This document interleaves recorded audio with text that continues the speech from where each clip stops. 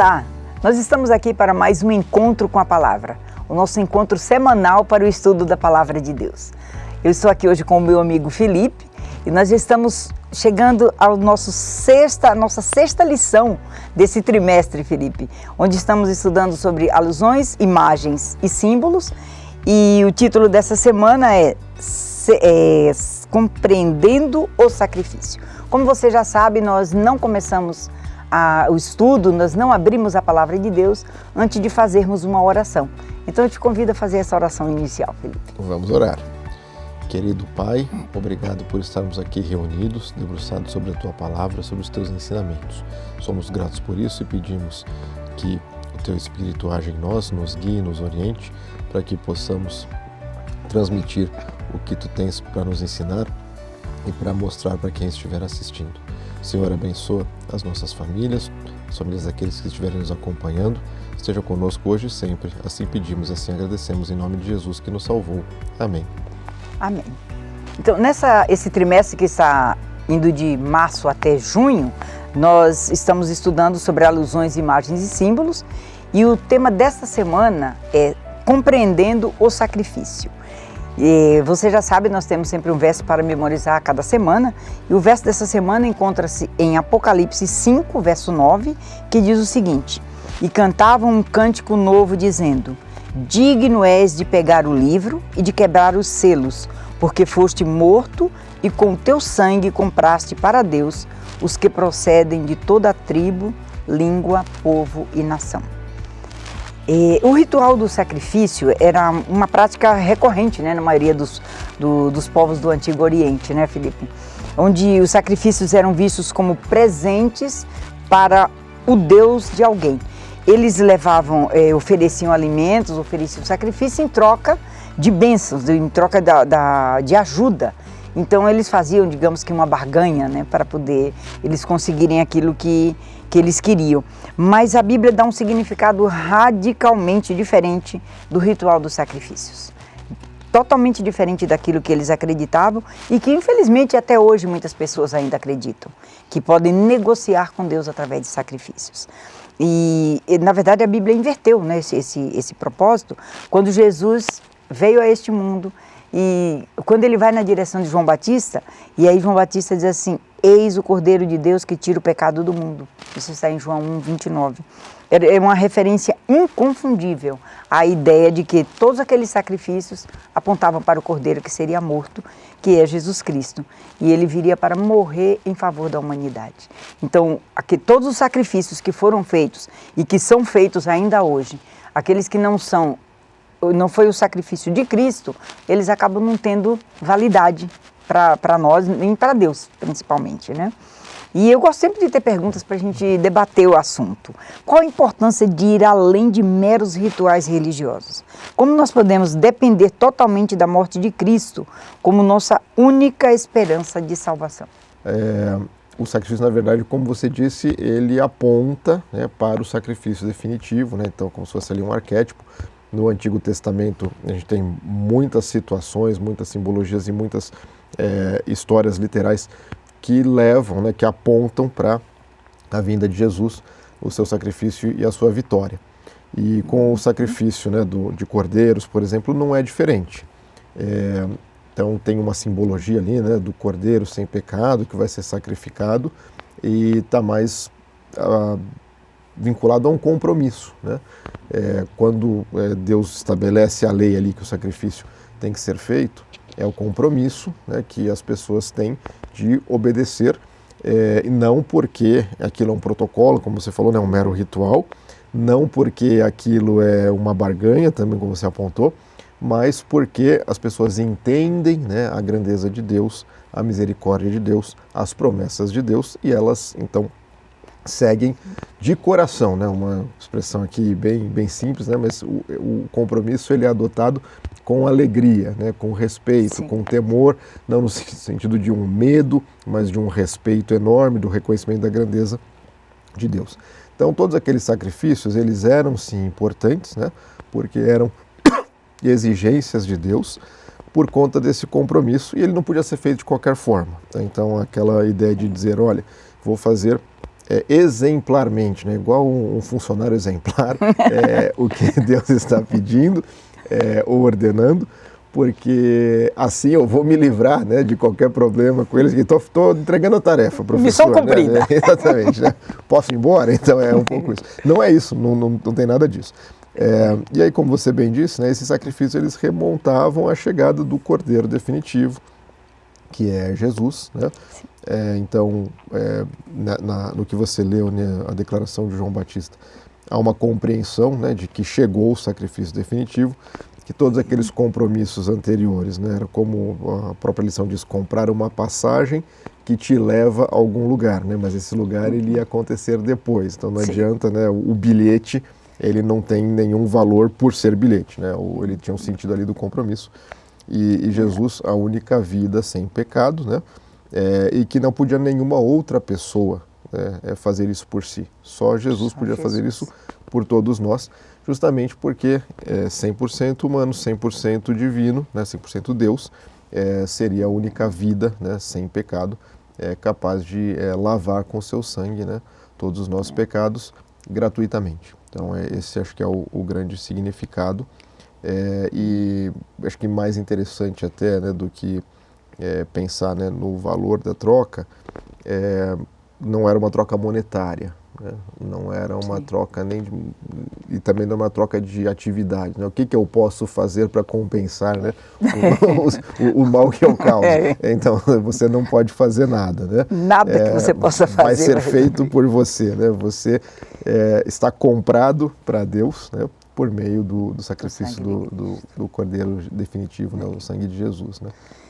E uma coisa importante do que você falou aí, Felipe, o sacrifício em si não tinha valor, né? Ele era apenas um símbolo, e o mais importante era a transformação interior, porque o exterior é fácil de você mostrar, mas o interior só Deus pode ver. Então não faz diferença se você leva uma oferta bonita ou feia, se o seu coração não está contrito com Deus, que vai receber aquela oferta. Então, assim como a gente vê a história de Caim e Abel, Deus, quando pediu para eles trazerem o sacrifício, ele disse o que eles deveriam fazer, né? Abel obedeceu, Caim resolveu fazer aos seus próprios olhos. Não, mas eu não quero esse, eu gostei desse, então eu vou fazer o que eu acho que devo. E a gente tem muito essa tendência de achar que o que a gente faz está bom e que Deus vai aceitar, porque Ele é obrigado a nos aceitar, já que Ele nos colocou no mundo. E não é isso que a Bíblia ensina para a gente. A gente precisa ter respeito, como você falou, e a adoração ao Deus verdadeiro. E fazer aquilo que Ele nos pede. Então, quando eles faziam aquelas ofertas, eles estavam simbolizando Cristo. Mas muitos deles levavam só por levar. Nem sabiam o que estavam fazendo. Não sabia nem o que estava fazendo, era o ritual. E assim iam. E hoje nós precisamos ter esse cuidado também, de ir a Deus, obedecer e saber por que nós estamos indo. E não ir de qualquer maneira, só porque todo mundo está fazendo, né? Vai na multidão, efeito manada, todo mundo está indo, eu também vou. Então a gente precisa ter um cuidado muito grande com relação a essa adoração, ao sacrifício que você faz por Cristo. Eu digo sacrifício porque, assim, às vezes a gente precisa sacrificar algumas coisas em nome de Cristo, né? Deixar de fazer algumas coisas, que às vezes coisas que para nós são prazerosas, mas que não são boas. Então a gente precisa ter esse cuidado também de estar com o coração voltado para Deus, a nossa mente voltada para Deus, para fazer aquilo que é da vontade dEle. E nós temos aqui o sangue de touros, de bodes, o cordeiro pascal, que são os tópicos da semana que a gente abordou, né? E aí nós vemos aqui na Bíblia vários relatos de uma oferta de sacrifício, mas se esses sacrifícios eram incapazes de salvar os pecadores, como nós já falamos aqui que o sacrifício em si não tinha valor, por que eles eram oferecidos? Qual o paralelo que podemos fazer entre o cordeiro oferecido em sacrifício e o cordeiro pascal?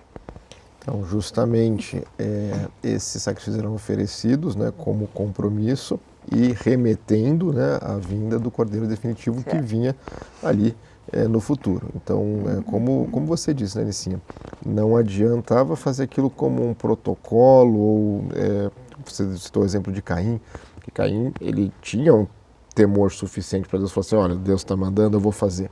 Mas sem compromisso com Deus, né? Como se fosse assim, mais uma regra, mais uma tarefa, né? E e Caim, ele acho que até sabia que o relacionamento com Deus dele não estava em dia, né? E é por isso que ele ficou com raiva, inclusive, quando não aceitou. Sim. Porque a raiva que a gente sente em situações, né, quando esse tipo de coisa acontece, é de nós mesmos, né? De dizer, olha, verdade. Eu estou com raiva do meu irmão, não é porque eu acho que eu estou injustiçado, é porque ele está fazendo o que eu não consigo fazer. Exatamente. Né? E isso, então, o significado, né, desses sacrifícios, ele tem que ser, voltando à tua pergunta, muito maior do que estou cumprindo uma ordem e com isso eu faço mais um risquinho aqui na minha lista de afazeres e nem preciso mais pensar no meu relacionamento com Deus, no que Ele está me dizendo, no significado do que está sendo pedido. Certo. Então, acho que esse é o sentido, né? Por que o sacrifício tinha que ser feito? Não era pelo sacrifício em si, mas pelo compromisso, inclusive para que o povo exercitasse, né, esse relacionamento e se preparasse para a chegada do sacrifício definitivo, né? Certo. Para que ele não esquecesse, né? Deus tem muito essas questões com a gente, né? O sábado também tem o sentido da gente se reconectar com Deus periodicamente. Vários elementos da lei, né, são elementos de relacionamento. Né? Não é a lei pela lei, mas a lei por ela representar o caráter de Deus, né, e o plano que Ele tem para nós e uma forma também de viabilizar o relacionamento conosco. Que esse sacrifício era isso, né?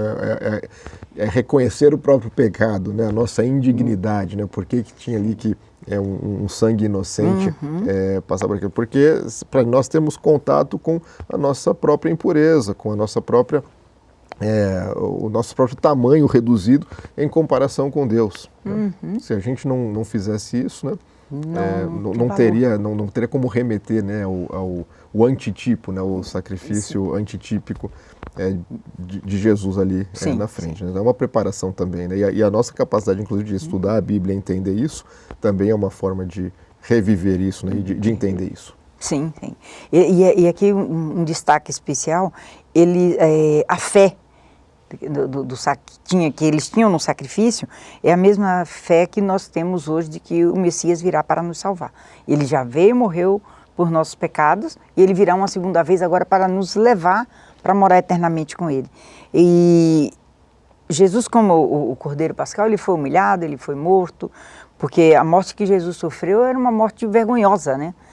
Na cruz, e ele fez tudo isso pelas nossas transgressões, porque nós em nós mesmos não temos nenhum valor, nós em nós mesmos não somos capazes de perdoar os nossos pecados, por isso ele veio, o Cordeiro sem máculas, sem defeito, para que ele pudesse nos salvar. E a gente precisa lembrar sempre assim, tudo isso ele fez gratuitamente, ele não cobrou nada de nós. Mas eu sempre lembro, foi gratuito, mas o preço foi muito alto. É o preço do sangue de uma pessoa sem pecado. Sim. E morrer por nós pecadores. E você vê, é um amor assim infinito. A gente não tem como avaliar alguém morrer por outro, uma morte vergonhosa, mesmo sabendo que muitos não iriam aceitar essa morte. Muitos não iriam aceitar o sacrifício, como a gente vê até hoje, né? Muita gente ignora e não quer nem ouvir falar. Mas o amor que Deus tem por nós é tamanho que Ele mandou o seu único filho. E aí a gente fica pensando assim, você tem 2 meninas, eu tenho um menino, o que nós seríamos capazes por eles? Né? O que a gente poderia fazer se tivessem em perigo? Né? Nem de longe se compara ao que Deus fez por nós. Né? Então, a gente precisa aceitar esse sacrifício de Cristo, pensando que tudo que nós fizermos aqui ainda é pouco, perto do que Ele fez por nós. Né? E aí a gente passa aqui para falar de Jesus no templo. Né? Quando Jesus esteve aqui na terra, ele pregou, ele viveu uma vida de amor, de bondade, de perdão. E ele criou todas as coisas, né? Então são os tópicos que a gente está estudando ao longo dessa semana. E aí eu pergunto, enquanto o templo estava sendo construído, o profeta Ageu fez uma promessa surpreendente. O novo templo seria mais glorioso do que o anterior. O que essa profecia quer dizer, Felipe? Essa profecia, eu acho que ela tem muitos significados, né? Tem pessoas que entendem, né, que profecias remetendo, né, à grandeza do segundo templo, que foi reconstruído numa fase difícil, né? Depois do cativeiro, então com permissão, né, para a reconstrução, e ele foi feito de uma forma menor do que o primeiro templo, então alguns entendiam que ele se tornaria maior, fisicamente maior, e Herodes depois ali promovendo reformas, realmente deixou o templo maior. Mas não é isso, né, porque ele está dizendo que ele vai ser mais glorioso, a gente está falando de glória, não está falando de tamanho físico, né? E ele seria mais glorioso porque foi justamente o templo, né, que era vigente quando Jesus veio, né, e há um episódio específico de Jesus ensinando no templo, né, ensinando inclusive aqueles que supostamente conheciam bem a lei, né? E aí, né, o Cristo de Deus, a glória de Deus estava presente fisicamente dentro do templo. Isso é muito importante, a presença de Deus ali, literalmente, né, como na forma de Jesus, né, do seu filho, 100% humano, 100% divino. Isso é bem interessante porque há vários episódios, né, na Bíblia que dizem que a humanidade por natureza incapaz de suportar a glória de Deus na nossa condição imperfeita, na nossa condição muito limitada, na nossa condição corrompida. Então, Jesus, né, como um homem, ele também é uma forma de Deus estar entre nós, né, de uma forma que nós pudéssemos entender, nos aproximar. E acho que o mais interessante de tudo isso é que, embora o afastamento não seja uma responsabilidade de Deus e sim da humanidade, ele veio atrás de nós, né? Sim. Ele não, embora ele sempre permita que nós o busquemos, ele veio habitar entre nós, né? Ele veio dar exemplo. Então, esse sentido da glória de Deus entre nós, né, e representado na questão do templo, é muito importante. E o templo ele tem um papel importante, né, de representar como um santuário terrestre, né, o santuário celestial, né, onde Deus de fato habita. Então, eu acho que essa profecia ela tem um significado muito importante, né, da vinda de Deus para cumprir, né, uma missão, para cumprir o seu papel, e de ele vir nos buscar, né, de alguma maneira já veio, né, se aproximar de nós, para, inclusive, imagina, né, um período ali de ministério de 3 anos e meio, onde ele entrou entre nós, e muitos dos valores, né, que nós entendemos hoje como fundamentais na sociedade, até para quem não é cristão, né, foram ali instaurados, inaugurados por Jesus, né? E eu estava lendo os textos aqui da lição, né, quando Salomão ele dedicou o primeiro templo à glória da Shekinah, que era a presença de Deus, né? Depois acompanhou Israel a caminho de Canaã, encheu o templo e os sacerdotes não puderam permanecer para ministrar. É interessante a gente ver, eles fizeram tudo aquilo, mas eles não puderam permanecer ali. A glória de Deus encheu aquele lugar, né? Os profetas que a gente estudou aqui um pouco, Ezequiel, João, Isaías, eles tiveram visões deslumbrantes do trono de Deus, né? E acho que poucas situações mencionam na Bíblia essa proximidade que eles tiveram de ver o trono de Deus. E é interessante quando ele diz aqui, Ezequiel viu que aquele que estava sentado sobre o trono era semelhante a um homem. Então, ele viu Jesus sentado ali naquele trono. Isaías, ele fala a reação de Isaías, ele reconheceu que ele era um homem de lábios impuros. E depois João chorou diante da verdade de que não havia ninguém digno. E aí a gente para analisar, Felipe, mesmo diante de tudo isso, não havia ninguém digno, ninguém era de coração puro, e mesmo assim Deus mandou seu Filho para nos resgatar. Se a gente parar para pensar assim com detalhe, porque eu sempre imagino que a gente vive numa vida tão corriqueira que nem sempre a gente para analisar com calma o que de fato a Bíblia está nos ensinando. O amor de Deus pelo pecador é tão grande que ele conseguiu mandar o seu único filho para resgatar, mesmo sabendo que nem todos o aceitariam, como eu falei. E assim, foi de graça, ele simplesmente veio. E ele veio pela humanidade inteira, mas se tivesse uma única pessoa, ele teria vindo da mesma maneira. E aí às vezes a gente para perguntar, será que as pessoas têm essa visão, essa noção do que é esse amor? Será que eles conseguem entender a grandiosidade do amor de Deus, de mandar o seu filho morrer por nós, do jeito que nós somos? Porque nós sabemos quem somos, e ele sabe também quem nós somos. Mesmo assim, ele mandou. Sim, isso que você está trazendo, ele é de uma profundidade enorme, porque, você está dizendo, a nossa alienação, o estado de alienação é tão lamentável, que se nós ficarmos, né, limitados à nossa rotina, a gente sequer, né, se dará conta, né, do que aconteceu, né, do que aconteceu. E então, esses trechos, né, que você mencionou, né, de pessoas que tiveram o privilégio, né, de serem levados em visões para ver, né, a ação de Deus, a ação de Cristo, eles têm muitas coisas importantes em comum, né? É que como Deus está sendo louvado, né, como está sendo glorificado, como está sendo reconhecido, em contraposição, né, à nossa condição. Sim. Então, quando, né, se diz, né, que aí os anciãos, né, se prostram, depois, né, de que Deus é louvado, é o sinal, né, do tamanho, o quão digno é Deus, né? Digno é a palavra, né? O quão digno é Deus e o quanto nós somos pequenos, né? E se você pensar por valor intrínseco, né, o valor que nós mesmos seremos capazes de nos atribuir, como você falou, quem daria o seu filho por uma outra pessoa, né? Então, por mais que você entenda, não, o ser humano é valioso e tal, eu não vou dar o meu filho para outra pessoa, mas, então, e Deus fez isso para todas as pessoas, inclusive para quem não iria aceitar. E isso acho que tem um diálogo muito forte com o livre-arbítrio, né? Porque Deus vai dizer, olha, independente do que você fizer e você tá livre, aqui. é livre, você vai receber a graça.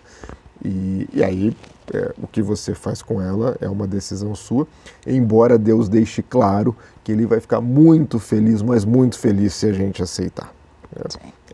Ele não nos força.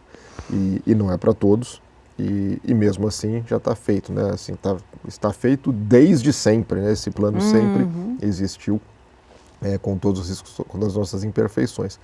Acho que esse é um ponto importante. Outro ponto importante é que a gente está falando da Bíblia, de alguns trechos onde se reconhece a grandeza de Deus e se tem a exemplificação de quão pequenos nós somos em relação à sua grandiosidade e bondade e misericórdia.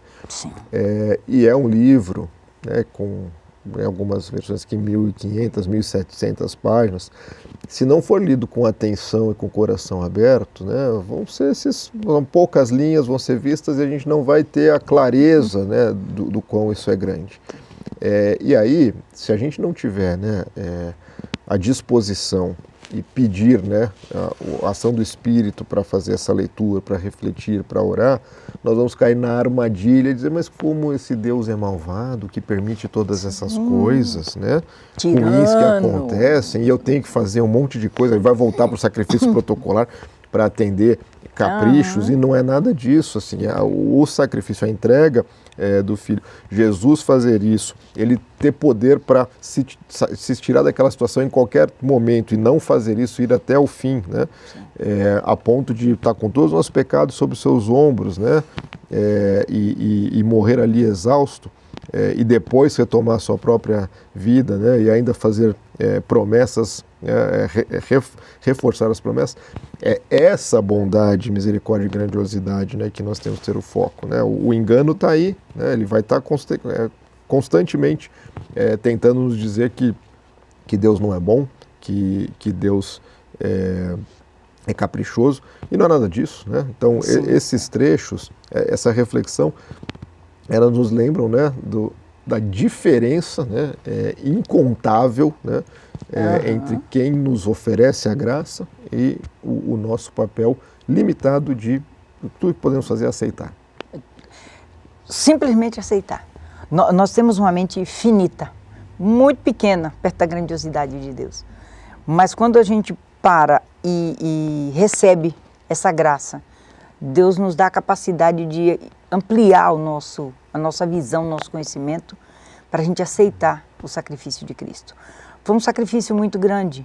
E muito embora ainda hoje nós vejamos as pessoas achando que foi história de carochinha, que aquilo ali tudo foi encenação, que era ato político, várias teorias que as pessoas criaram ao longo do tempo.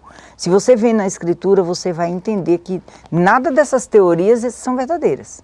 A única verdade que nós temos é que Cristo veio, morreu por nós para nos salvar. Independente de nós aceitarmos ou não, Ele veio. E eu sempre gosto de lembrar, quando você estava falando aí que ele planejou e mandou o seu filho, ele não tinha um plano B. O único plano para a redenção do homem pecador era a morte de Cristo. Só essa. E ele foi fiel até o fim. Ele poderia ter desistido ali, quando ele começou a sofrer, o sofrimento era tão grande, imagina suar sangue. E ele falou assim: Pai, se possível, passa de mim esse cálice, mas todavia não seja como eu quero, mas como tu queres. Então ele veio para obedecer à vontade do Pai, e este exemplo ele nos ensina que nós devemos obedecer à vontade do Pai, independente da situação que nós vivamos. Porque nós podemos passar por aflições, o próprio Jesus disse: no mundo tereis aflições, mas tem de bom ânimo. Eu venci o mundo. Então, se ele venceu, em Cristo nós também podemos vencer. Mas nós precisamos estudar, nós precisamos ter uma vida de comunhão com Ele. Não é simplesmente ler o livro como um livro de história, a Bíblia como um livro de história. Porque muitas pessoas querem fazer leitura dinâmica, ler só os textos que interessam e tiram textos do contexto. E por aí você não aprende o que de fato aconteceu, o plano da salvação, o plano da redenção.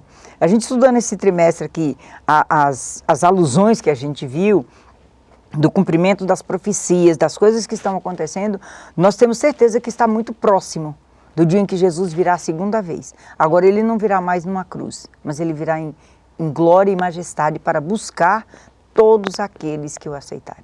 E assim, de novo, o sacrifício que ele fez foi enorme. A gente não tem como mensurar, mas a certeza da vitória em Cristo nos conforta o coração de saber que Ele vem nos buscar e que nós não vamos mais precisar viver nesse mundo de pecado, nem de morte, nem de dor, nem de sofrimento, porque Ele virá nos buscar para nos levar para um lugar onde tudo será perfeito. E viver eternamente em sua companhia, isso aí não tem preço. Então nós precisamos hoje pensar nisso. Eu estou vivendo aqui, me preparando para viver uma vida digna. Então a gente precisa realmente pensar nisso. E aí eu te convido a fazer a sua consideração final, Felipe, a respeito do assunto, que o nosso tempo está acabando, infelizmente. Sim. Tem um tempinho, né? Então justamente, né, essa definição da fé, né? Acreditar, né? Independente do que acontecer ou de outros estímulos. E é interessante porque muitas vezes a dúvida faz parte, né, da trajetória do cristão, né? Eu acho que a dúvida, inclusive passar por dúvida, ele renova, né, o relacionamento, ele reforça e acho que o cristão ele sai muitas vezes mais fortalecido, né, de passar por dúvidas. Mas, e aí, né, evidentemente, nós vamos acessar, né, como você falou, a leitura da Bíblia, com fé, né, você entende que isso é um livro que passou por um processo, né, de redação. É a partir de iluminação e revelação. Ele não é só um documento, né, de talvez retrate uma época ou crenças fantasiosas. Né. Com a fé, ele é um instrumento de revelação e ele é um instrumento fundamental para que nós tenhamos um relacionamento com Deus e com Jesus. Então, a Bíblia sem o relacionamento não tem valor e o relacionamento, ele é facilitado também pela Bíblia, porque o hábito, assim, eu entendo que a conversão, ela tem em muitos casos, muita relação com o hábito, né? Então, o hábito de ler a Bíblia, o hábito de se debruçar sobre a palavra de Deus, sobre a mensagem de Deus, sobre as instruções de Deus, para entender Deus, né? Buscar a Deus é procurar entender Deus, né? É o contra entender a Deus. Falar, mas Deus precisa me entender. Deus já te entende e Ele não precisa. Não precisa te Ele entender. já te entende. Verdade. Mas Ele é um ser de outra categoria que nós precisamos entender na medida que Ele permite, né? E com o coração.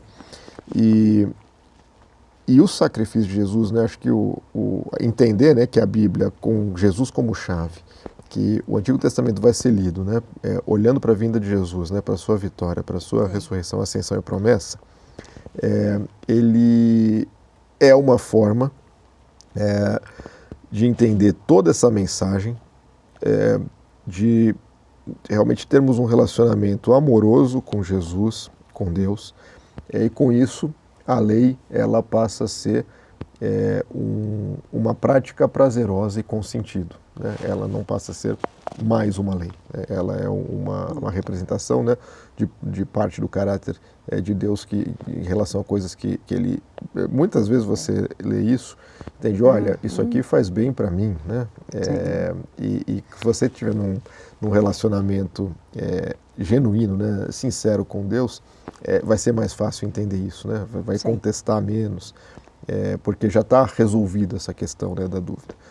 E acho que a grande questão aqui, que mostra inclusive o quão o pecado é ruim, né? Assim, a ponto de precisar, né, que a única forma de a gente conseguir ser livres dele é o sacrifício de um inocente, assim, é uma vida sem pecado, não é qualquer vida, né? A vida de Deus, do Filho de Deus, né?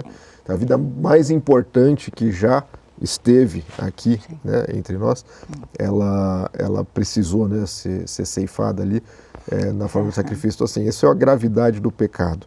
E o pecado nada mais é do que o estado de separação, né? Então, se a gente não entender que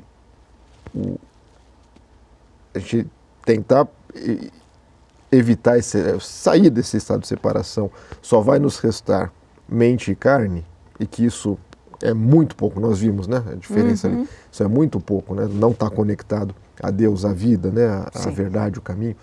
Se a gente não entender isso, a gente vai achar que o pecado bacana, tá ótimo, faz parte e estamos valendo. Faz parte da vida. Então tem um sentido enorme, né? Acho que essa lição ela é muito valiosa, ela foi muito boa, né? Estudá-la e conversar sobre ela, porque o centro da vida do cristão é o sacrifício, a vitória, a ascensão e a promessa. Mas assim, o quanto nós nos debruçamos sobre isso diariamente para entender, né, refletir, nos sentirmos gratos, né, questão, e o quanto isso é maior do que a nossa compreensão, né, ou seja, nos coloca no nosso lugar. A verdade é essa. Essa é a verdade. Nos coloca no nosso lugar.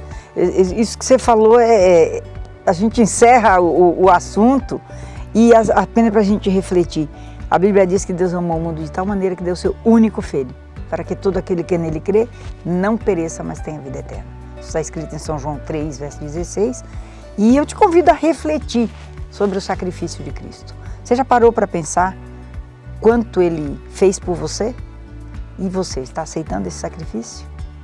Então é para a gente parar e pensar e estudar um pouco mais na Palavra de Deus e obter mais informações para aceitar melhor esse sacrifício. Então vamos orar para a gente terminar, Felipe.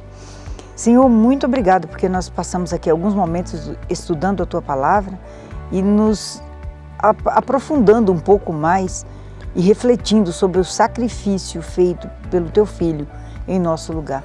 Nos ajude a entendermos melhor esse sacrifício e procurarmos viver uma vida sem pecado, para que possamos desfrutar da eternidade junto contigo. Nós te agradecemos por Jesus. Amém. Amém. Nós ficamos por aqui, mas eu te convido na próxima semana para mais um encontro com a palavra. Nós estaremos aqui te esperando e eu espero que você tenha desfrutado um pouco também desse conhecimento que nós estamos aqui juntos compartilhando. Até lá!